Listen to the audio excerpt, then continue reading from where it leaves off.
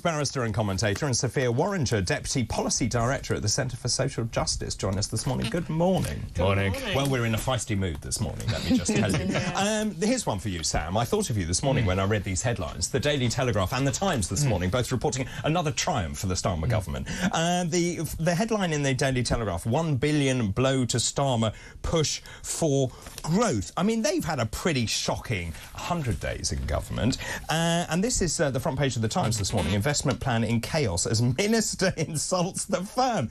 I mean, this is just priceless. So you've got Louise Hay, who is the Employment the Secretary, who basically says she's going to boycott P&O ferries. They're about to announce this £1 billion investment in the ports in this country. It just shows enormous naivety, I think, and it shows that they are now the party of government. They're not the party of opposition, and they are very different. Yeah, this is great. Good on Louise Hay. Fantastic. Do you know You are kidding. Do you know what P&O ferries did? Wait. Do you know what they did? Yes, I do. Fired 800 people. My goodness, Sam. Flagrantly broke the law. Yeah. And Louise Hay is saying, oh, God forbid a government should say companies should obey the law. Boris Johnson, Rishi Sunak said, oh, well done for breaking the law. Well done for firing and rehiring 800 people. Well done for paying less than minimum wage. Have some more contracts.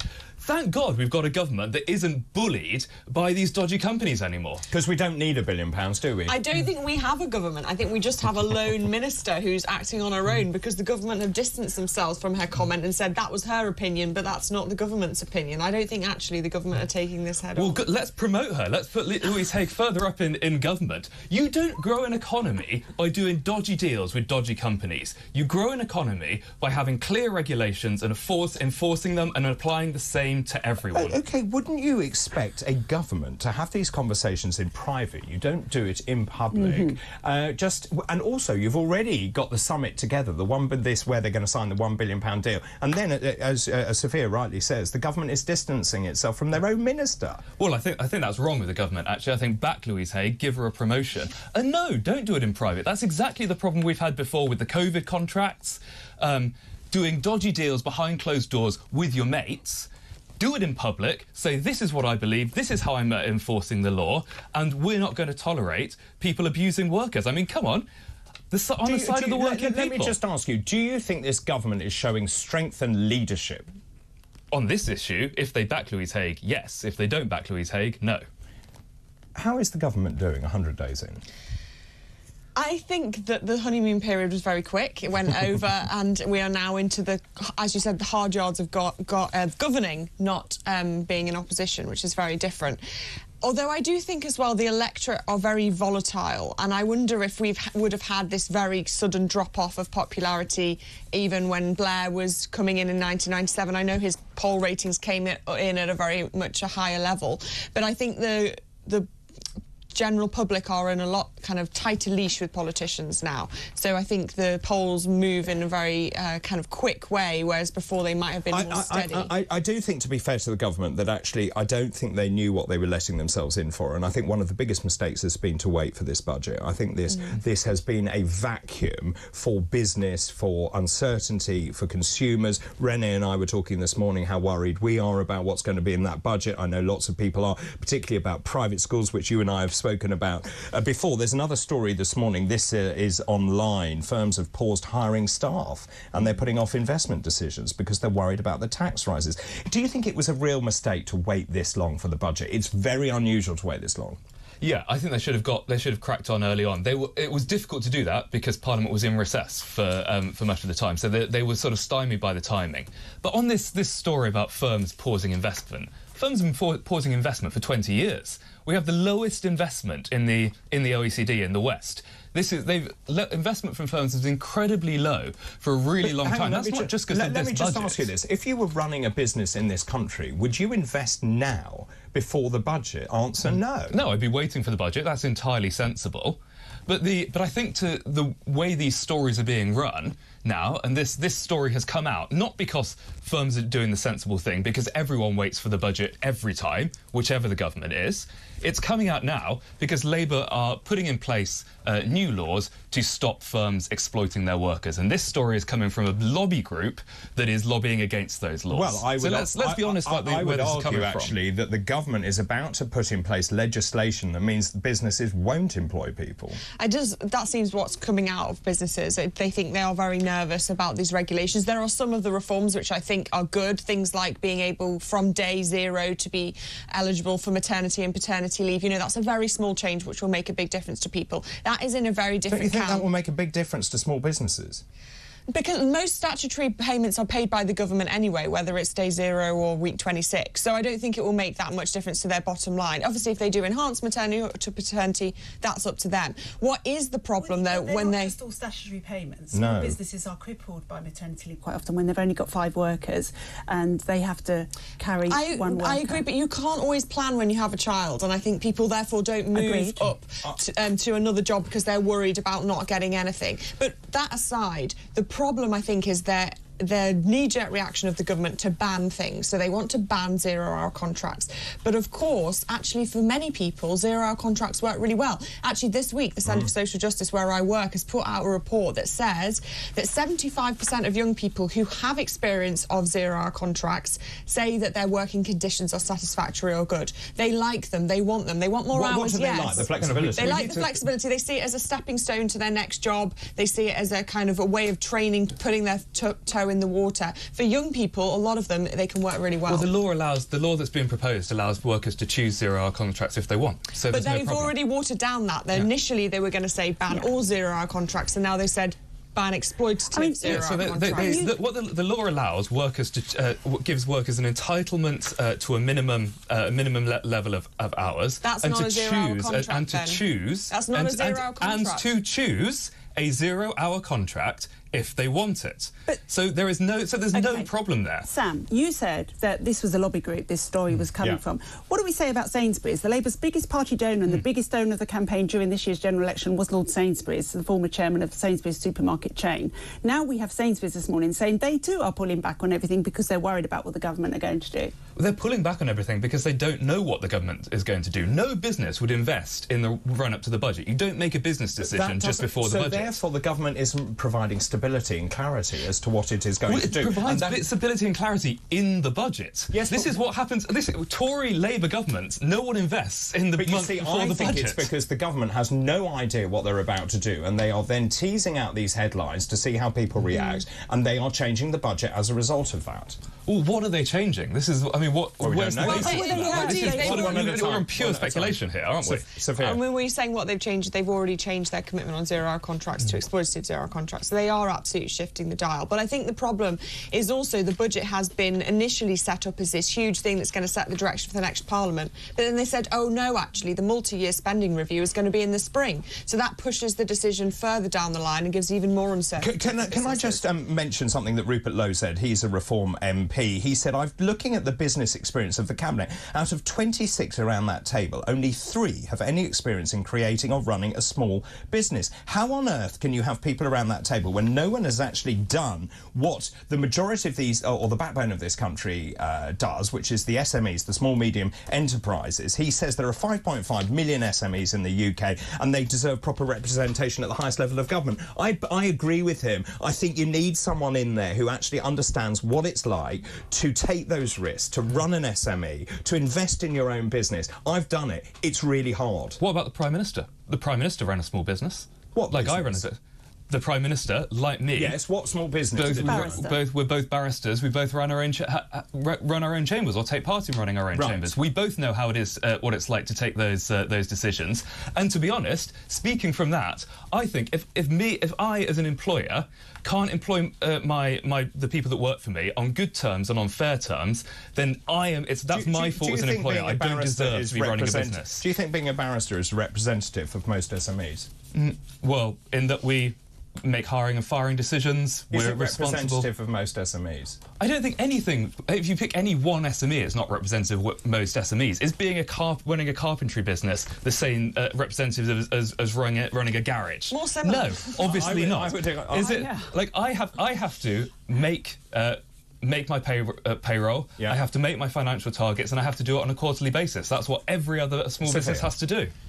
I don't think it's very representative, and I think, yeah, it's obviously everyone who works in, if it's a profit or not for profit, you've got to manage budgets and make firing and hiring decisions. I don't think that's exclusive to business only, but I do agree that there is this government knee-jerk reaction to business. Oh, they must be bad, they must be exploitative, we need to tax them, we need to push them into the ground. I think that comes out a lot, particularly in the Deputy Prime Minister's views and the way that she talks about business, and she sees them as a kind of a cash cow to be milked rather than seeing there's something to work with. There's no evidence for this at all. She's saying they should obey the law. This is not saying they're a cash cow. She's saying that P&O ferries shouldn't be breaking the law. Surely that's okay. But at the same time, they're toying with, you know, having stealth kind of taxes that will increase both the revenue that they can take from businesses and also the regulation that businesses have to. Sam, it's about language, isn't it? I mean, I've already said this morning that nobody can condone what P&O did when they fired. I think we all agree with that. And took on cheaper workers. Of course, none of us want that. I don't want it. I want